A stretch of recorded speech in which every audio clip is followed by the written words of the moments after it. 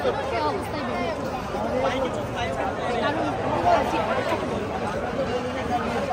ভাই আপনার সাথে একটু বলবো, আপনি কেন এই যে এরকম প্রধানমন্ত্রীর যে বক্তব্য তার প্রকাশ করার জন্য মূলত শিক্ষার্থীরা হল থেকে বের হয়ে এসেছে, যে যেভাবে পেরেছে। শিক্ষার্থীদের ন্যায্য দাবি কোটা সংস্কার, এটাকে বিষয়ে সরকার নির্বাহী বিভাগের মাধ্যমে কোর্ট বলেছে যে এটা সমাধান করতে। তো সেক্ষেত্রে এ ধরনের বক্তব্য না দিয়ে বরং যেটা এখন প্রাসঙ্গিক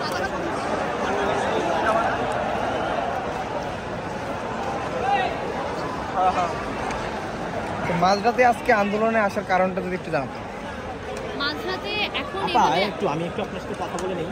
আমরা ইতিমধ্যে দেখেছি ছাত্র আন্দোলনকে ঘিরে অনেক ধরনের প্রশ্ন এসেছে, অনেকেই ইতিমধ্যে আমরা সর্বশেষ যেটি দেখেছি হাইকোর্ট কিন্তু রায় পূর্ণবহাল যে বিষয়টি ছিল সেটিকে কেন্দ্র করে কিন্তু ছাত্র আন্দোলন তারা কিন্তু ছেড়ে দিয়েছিল অবস্থান, কিন্তু পুনরায় আজকে এই মাঝরাতে কেনই বা এই আন্দোলনে সাধারণ শিক্ষার্থীরা, সেটি একটু জানতে চাই আপনার কাছ থেকে। এই আন্দোলনে সাধারণ শিক্ষার্থীদের আসার একটি কারণ, সেটি হচ্ছে প্রধানমন্ত্রীর বক্তব্য। উনি একটি দেশের রাষ্ট্রপ্রধান,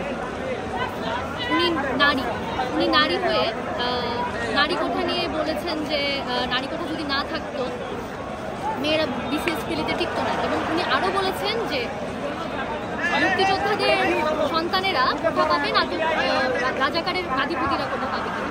কথা হচ্ছে মুক্তিযোদ্ধাদের সন্তানেরা ছাড়াও বাংলাদেশে আরও অনেক মানুষ, এবং স্বাধীনতার এই 52 বছর পরে এসে মুক্তিযোদ্ধাদের সন্তান পরিবারের সংখ্যা কিন্তু এমন বেশি কিছু না।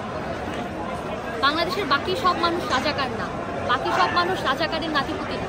সব মানুষের একটা অধিকার রয়েছে এই দেশের প্রতি। সেখানে এরকম একটি বক্তব্য পরোক্ষভাবে বাংলাদেশের বাকি সব মানুষকে এবং যারা কোটা আন্দোলন করছে তাদেরকে রাজাকার করে। এই কথার জন্যই আজকে এই অবস্থান। কারণ রাজাকার শব্দটাকে কিন্তু আমরা ঘৃণা করি। আমরা সবসময় মুক্তিযুদ্ধের চেতনার কথা শুনে বড় হচ্ছে, এবং রাজাকার শব্দটার প্রতি আমাদের একটা তীব্র বিদ্বেষ রয়েছে।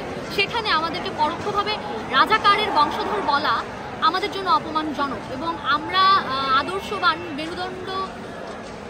আমাদের মেরুদণ্ড আছে, আমরা এরকম একটি বক্তব্যে চুপ থাকতে পারি না, ঘরে বসে থাকতে পারি না। এই জন্য এই মাঝরাতে ছেলেদের হল, মেয়েদের হল, যেখান থেকে যে যেভাবে পেরেছে বের হয়ে এসেছে, এবং যেসব শিক্ষার্থীরা বা যেসব সাধারণ শিক্ষার্থীরা বাংলাদেশের বর্তমান রাজনৈতিক অবস্থান, মন্ত্রীদের বক্তব্য এসব নিয়ে কিছু চিন্তাও করে না, তারাও বের হয়ে এসেছে। আচ্ছা, আজকে এই মাঝরাতের এই অবস্থানকে কেন্দ্র করে আমরা কিছু অভিযোগ পেয়েছি, অনেকে অনেক ধরনের বাধার সৃষ্টি করেছে, সেই বিষয়ে আপনি কি বলতে চান? যে যেমনই বাধা সৃষ্টি করুক, সাধারণ মানুষ কিন্তু সংখ্যায় সবসময় বেশি। আচ্ছা, মানে আদৌ কি বাধা দিয়েছে কিনা? বাধা এসেছে কিছু, কিন্তু সেটা আসলে আমাদের কাছে কিছুই না। কারণ এত বেশি মানুষ বের হয়েছে, প্রত্যেকটা হল থেকে প্রায় 1000 খানেক শিক্ষার্থী বের হয়েছে, এবং ঢাকা ইউনিভার্সিটিতে কিন্তু 19টা হল আছে, সেখানে এই ছোটখাটো বাধা কিছুই না। আচ্ছা, এখন আপনাদের এই অবস্থানের পরবর্তী আপনারা কি কর্মসূচি নিয়েছেন বা? সেটা আমরা এখনো বিবেচনা করিনি, আমরা দেখছি। তো আপনারা কত সময় অবস্থান করবেন এই অবরোধ? ততক্ষণ না পর্যন্ত ইউনিভার্সিটির কর্তৃপক্ষ কিংবা রাষ্ট্রপক্ষ থেকে কিছু বলা হচ্ছে ততক্ষণ। ধন্যবাদ আপনাকে।